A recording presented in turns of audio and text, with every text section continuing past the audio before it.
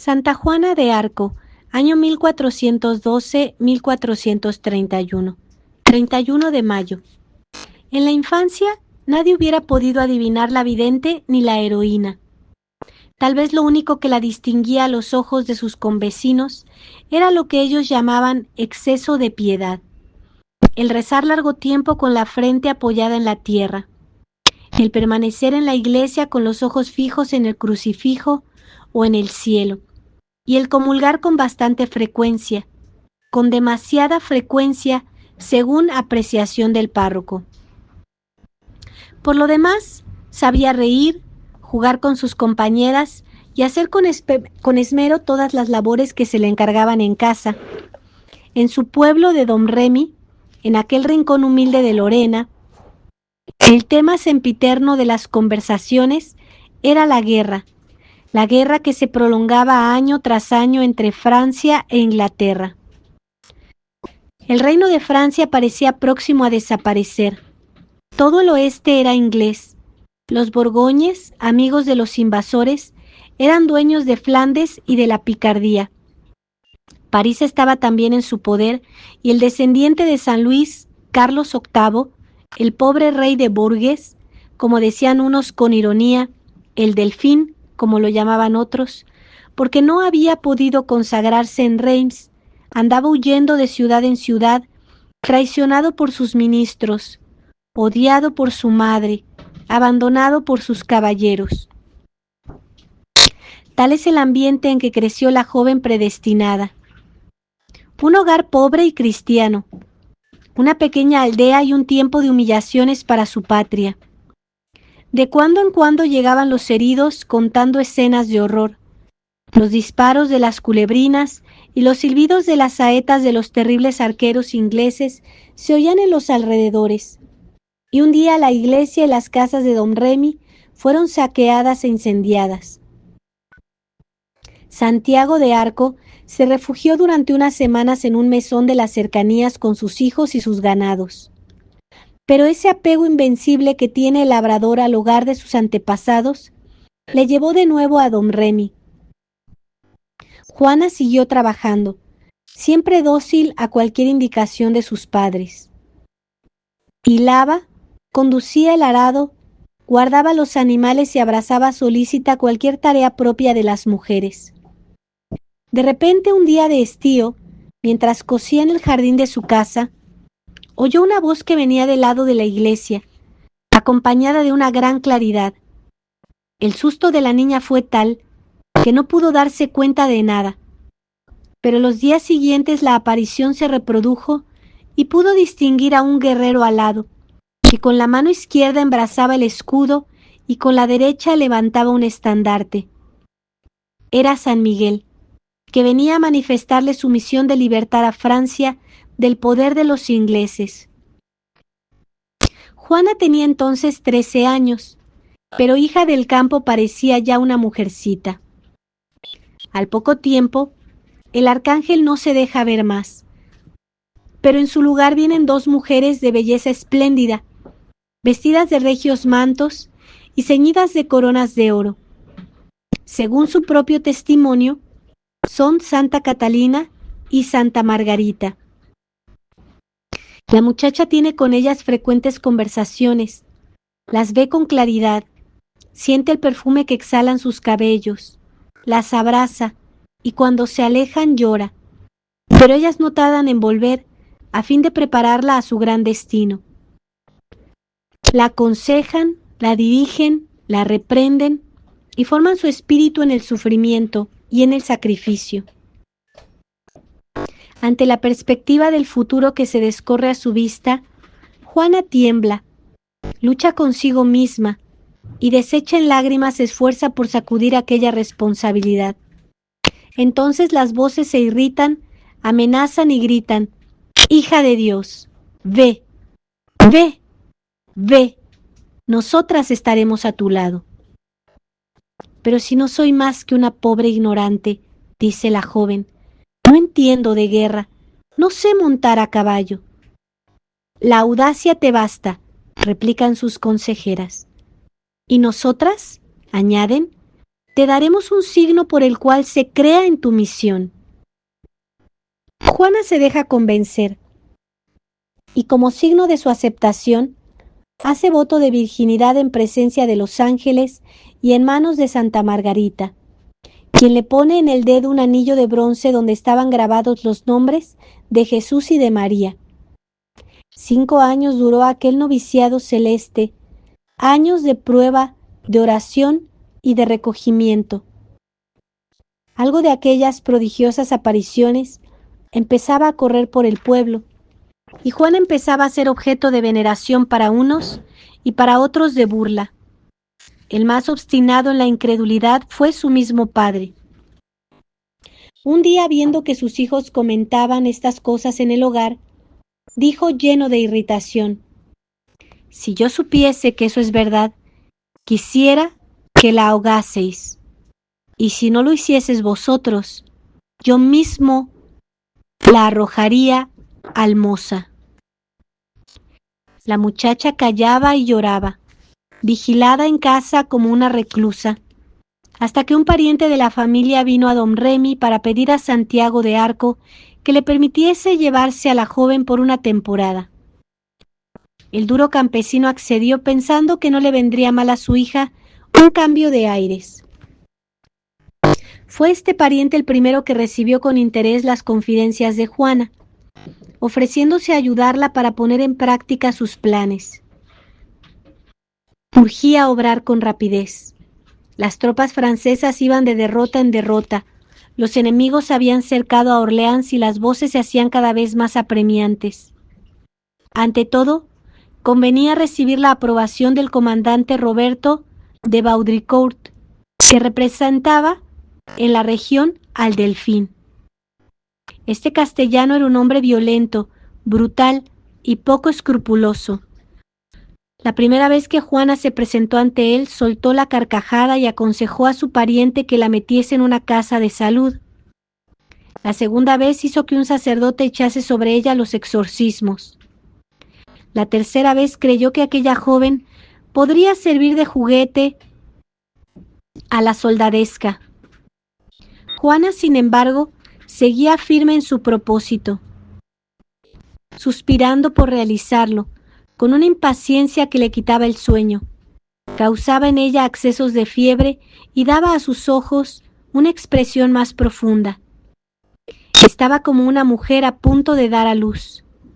Decía la señora en cuya casa vivía, no lejos del castillo de Baudricourt. Habíase propuesto no separarse de allí hasta recibir una carta de recomendación para el príncipe. Pero el magnate no quería hacerle caso. Que me traiga un signo de su misión divina y entonces veremos, decía con rudeza de hombre de armas. Y un día Juana se presentó a él con el signo requerido. En nombre de Dios, le dijo ella, ya tardáis mucho en enviarme a la corte, porque hoy el gentil Delfín ha tenido cerca de Orleans una gran derrota, y pronto sufrirá otra mayor si no me enviáis a él enseguida.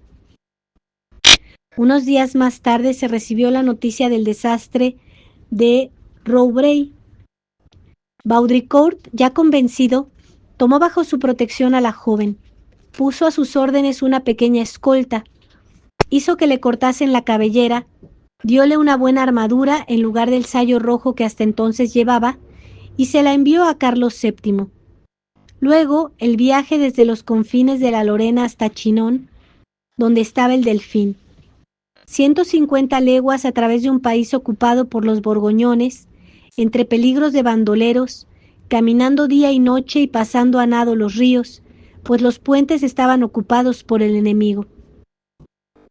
La Virgen de Lorena caminaba como una valquiria, impaciente por llegar en auxilio de su patria. Fueron 10 días de carrera vertiginosa, iluminados por la esperanza de la victoria. En Chinon nuevamente las dificultades, las antecámaras, los entorpecimientos. El Delfín estaba preso por su consejo. Este no era partidario de una acción rápida. Quería parlamentar, conseguir la paz por las vías diplomáticas, entenderse con el enemigo. Allí estaba la Tremoille, el el Mefistófeles de la corte, el genio malo de Carlos VII, vendido a los borgoñones. Largos días de inacción, de impaciencia, de desilusión. Pero el pueblo exige.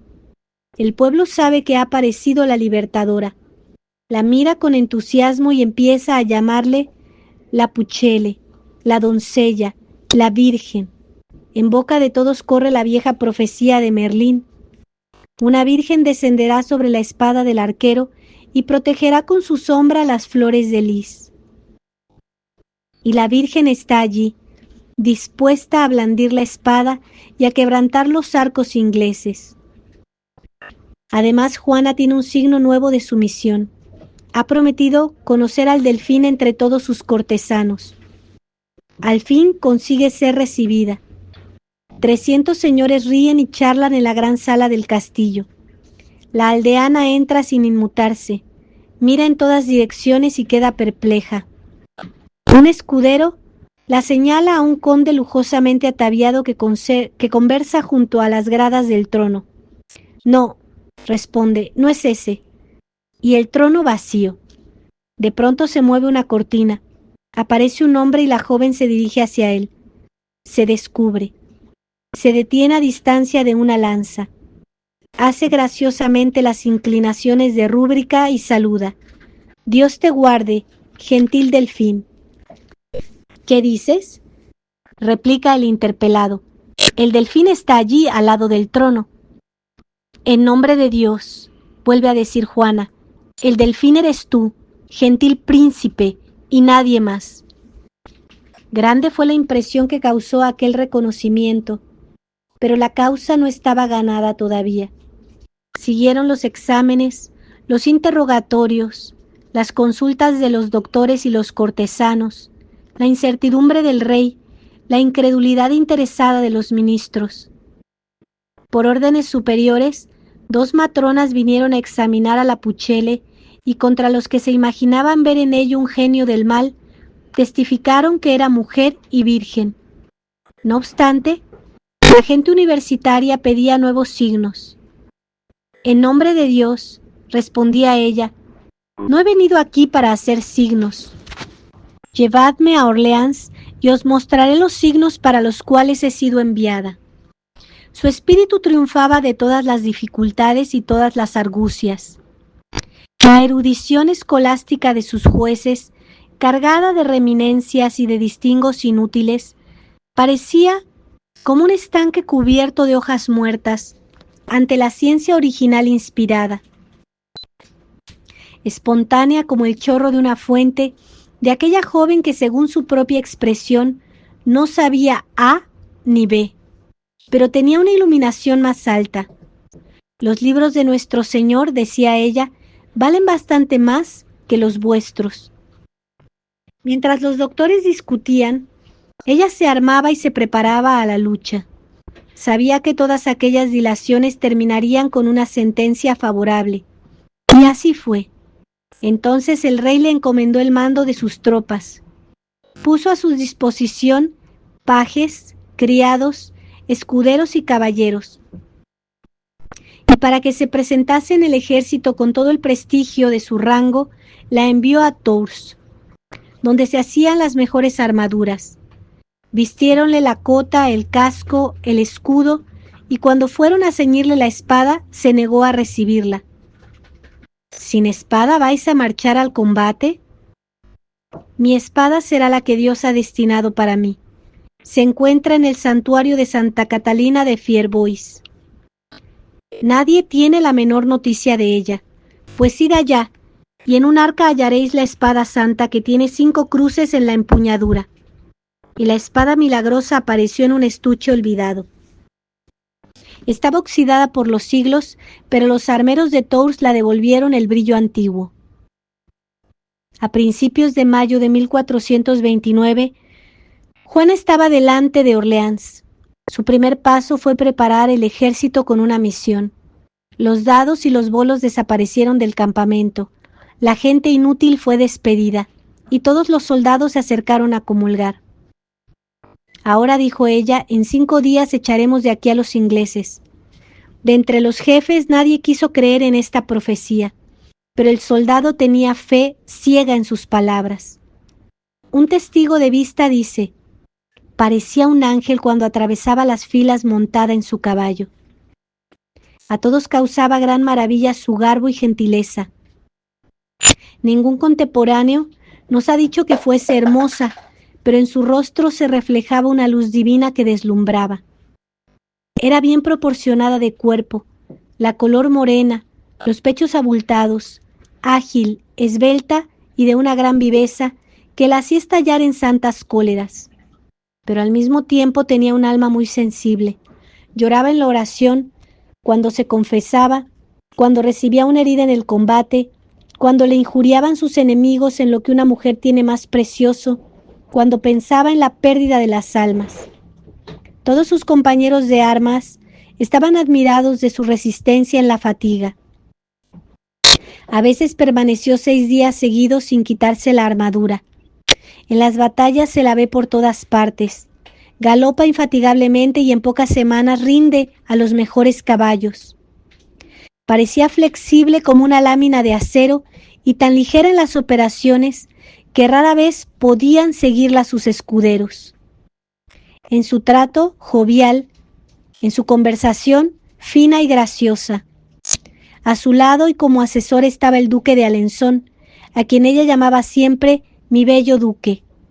Y al conde de Dunois le decía bromeando: avísame cuando lleguen los ingleses, si no corre peligro tu cabeza.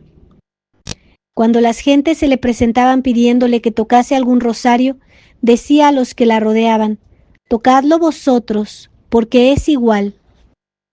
5 días bastaron para libertar a Orleans, según la promesa de la heroína. Una mañana la Puchelle se despertó gritando sobresaltada: ¡en nombre de Dios! ¡La sangre corre! ¿Dónde están mis escuderos? Llega un paje con el caballo, otro pone en sus manos la bandera y ella sale volando hacia la orilla del Loira. Allí un grupo de franceses empieza a ceder ante el empuje del enemigo. Ha sido un combate imprevisto, pero misteriosamente ella ha oído en sueños el silbar de las flechas. Ahora alienta a los que desmayan, manda colocar las escalas y a las pocas horas el enemigo abandonaba una de sus mejores fortalezas. Al día siguiente cae otro castillo y Juana anuncia la rendición inmediata de la más fuerte de las posiciones del enemigo. El consejo de los jefes se opone. Eso, dicen, es una temeridad. Esta es la razón que dan ellos, pero en el fondo es que les duele la popularidad de la heroína. Decidme lo que habéis resuelto, les dice ella indignada. Juana, no te irrites, responde Dunois el bastardo. Toda oposición parece deshecha, pero al día siguiente, al tiempo de salir al combate, Juana recibe la orden de volver. Sois unos malvados, responde ella, pero queráis o no, los hombres de armas pasarán. Los hombres de armas siguieron a la heroína, cruzaron el río, se lanzaron al asalto y la fortaleza cayó en su poder. Aquella misma noche los ingleses se retiraban a favor de la oscuridad. Así quedó libre Orleans. 4 días habían bastado para realizar una empresa que todos consideraban como imposible. Viene después la campaña de Loira. Nuevos heroísmos, seguidos de resonantes victorias. Juana de Arcos se revela no solamente como una amazona, impenetrable al miedo, sino también como un jefe experimentado.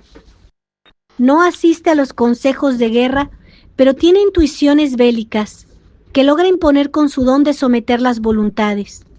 Los castillos y las plazas se rinden, los enemigos huyen, y la doncella vencedora puede llevar hasta Reims a su delfín y convertirle por la consagración en el rey Carlos VII. Aún no es hora, le dicen a veces los contemporizadores, los amigos de las negociaciones diplomáticas, los que no saben lo que es el amor patrio. Pero ella contesta resuelta: la mejor hora es la de Dios. Más de una vez cae herida en medio de la lucha. Entonces llora un momento, pero se levanta luego llena de coraje, monta a caballo, trepa por la escala, tremola el estandarte sobre el muro y los guerreros la siguen al triunfo. Ve, ve, hija de Dios, le dicen las voces, a tu lado estamos. En cierta ocasión, una piedra cae sobre su cabeza. Presa del vértigo, cae al foso. Se sienta en él un momento y sube de nuevo como si tuviese alas, gritando a su hueste amedrentada: ¡Arriba, compañeros, en el nombre del Señor! Los defensores quedan aterrados, ceden, huyen. El comandante llega diciendo: me rindo a la Pucelle. Pero el diplomático es siempre enemigo del guerrero. Allí está la Tremoille, conjurando siempre, tratando siempre con los borgollones, poniendo siempre obstáculos a las inspiraciones de la Virgen victoriosa. La intriga tiende sus lazos en torno suyo. Se empieza a desconfiar de ella. Se la condena a la inacción. Esto la entristece y la congoja. Ya habla de morir y no han pasado más que unos meses después de los triunfos de Orleans. Oh, exclama, si mi criador quisiera que pudiese ir de nuevo a servir a mi padre y a mi madre, guardando con mi hermana las ovejas. Al fin, después de muchas vacilaciones, se decide la marcha hacia París. Juana vuelve a recobrar sus primeros entusiasmos. Camina alegre, sembrando el optimismo en torno suyo, y apenas divisa la ciudad cuando da la orden del asalto. Su hueste avanza, el pánico cunde por el interior, ya son suyos los arrabales, sus gentes trabajan en cegar los fosos, cuando cae herida por una flecha. Desde este momento la lucha se amortigua, el enemigo se envalentona y los suyos empiezan a retirarse. Pero ella vuelve, infundiendo valor. ¡Adelante!, clama. París es nuestro, me lo dicen mis voces. Es tarde. La Tremoille acaba de dar orden de retirada. Solo ella continuaba luchando, hasta que unos brazos hercúleos la aprisionan y la llevan al campamento. Entraremos mañana, decía para consolarse. Pero al día siguiente el rey daba la orden de retirada. La camarilla de los diplomáticos había triunfado. Pocos días después, Juana, persiguiendo a las mujeres de mal vivir, locas de su cuerpo, que seguían a los soldados, rompió sobre una de ellas su espada, la espada santa de Fierbois, la que sabía dar tan duros golpes y tan buenos tajos. Todos vieron en el suceso un mal presagio, y ella, aunque no era supersticiosa, empezó a llenarse de triste presentimiento. De pronto, el velo del porvenir se descorre ante sus ojos. Fue en la primavera de 1430, ante los muros de Melun, después de una gran victoria. Sus voces le aseguraron que antes de San Juan sería hecha prisionera. El anuncio la sobrecogió. Dócil, sin embargo, a la voluntad divina, se sometió a la prueba, rogando solamente que la cautividad fuese corta. Dios te ayudará, le dijeron solamente las voces. No obstante, seguía luchando con el denuedo de sus primeros días. Algo después volaba en socorro de Compiègne. Nunca había manifestado tanta audacia como en este momento. Sin embargo, el abismo se presentaba cada día con más claridad ante sus ojos. Gustábale comulgar al lado de los niños y conversar con ellos. Y a ellos es a quienes más fácilmente se confiaba. Oh, mis buenos amigos, les dijo un día en el pórtico de una iglesia de Compiègne, mis queridos pequeñuelos, rogad a Dios por mí. Pronto seré entregada a la muerte. Me han vendido, me han traicionado. Pocos días después, uno de los últimos de mayo, Habiendo llevado su gente contra el enemigo que asediaba la plaza, se vio rodeada de un ejército de ingleses, flamencos y borgoñones. Viendo el peligro, sus hombres de armas huyeron a encerrarse dentro de las murallas. Ciega de rabia, ella siguió combatiendo, y cuando quiso entrar en la ciudad era ya tarde. El puente estaba levantado. Alguien le gritó que se rindiese y ella le contestó: «Mi fe la tengo dada a otro», y se defendía valientemente contra un grupo de enemigos. Pero uno tiró fuertemente de la toca de oro que flotaba bajo el casco y la arrojó al suelo. Así terminaba la carrera victoriosa de la heroína. Era prisionera del conde de Luxemburgo. Después, la venta, los interrogatorios interminables, el proceso de Rouen, la hoguera. Un año entero de padecimientos, de injurias, de cautividad. Los ingleses quieren vengar sus derrotas y han comprado muy cara a la Pucelle, para no satisfacer en ella sus venganzas. 100 jueces forman el tribunal, doctores de la Universidad de París, obispos, abades, frailes y archiprestes. Pedro Cauchón, obispo de Beauvais, un obispo escéptico, cortesano y sin conciencia. Alma de Caifás los preside. Hay también tipos de Judas, clérigos que introducen en la prisión donde yace Juana encerrada en una caja de hierro y haciéndose pasar por amigos suyos, la engañan y la confiesan para descubrir misteriosamente sus secretos. Detrás están las espadas de Inglaterra.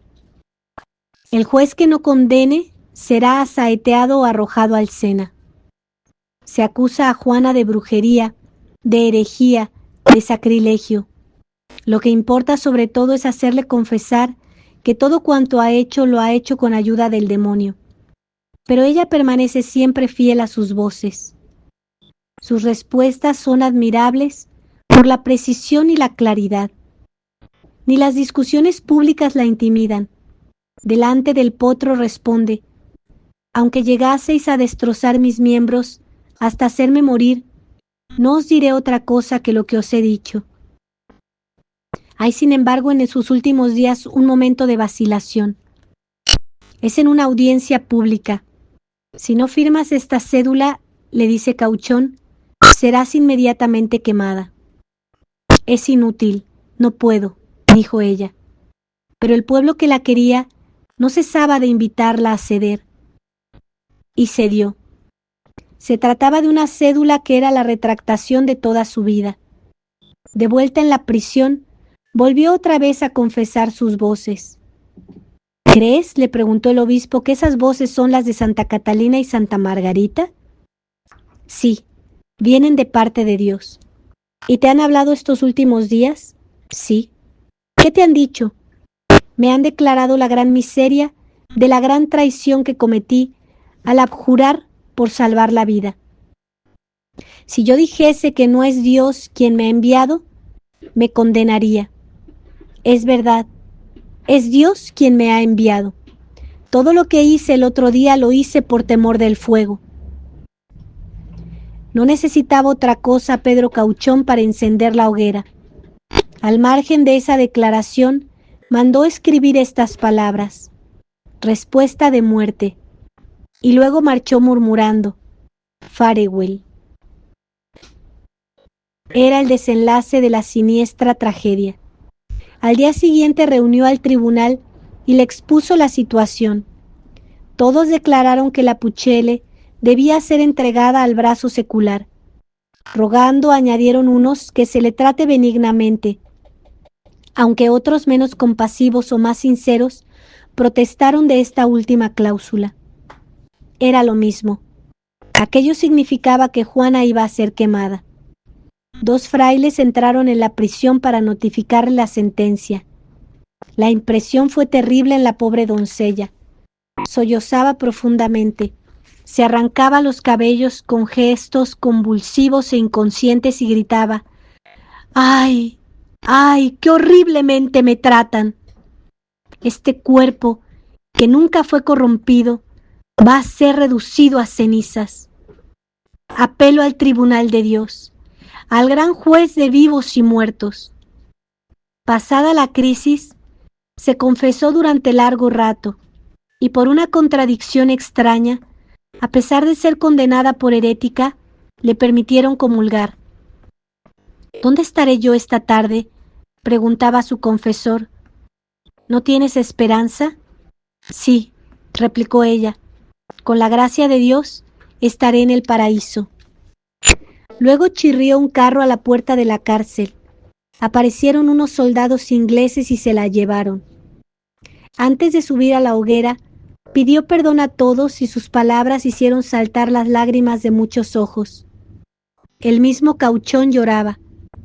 Después 2 verdugos la ataron a un poste. Otro prendió fuego a las ramas.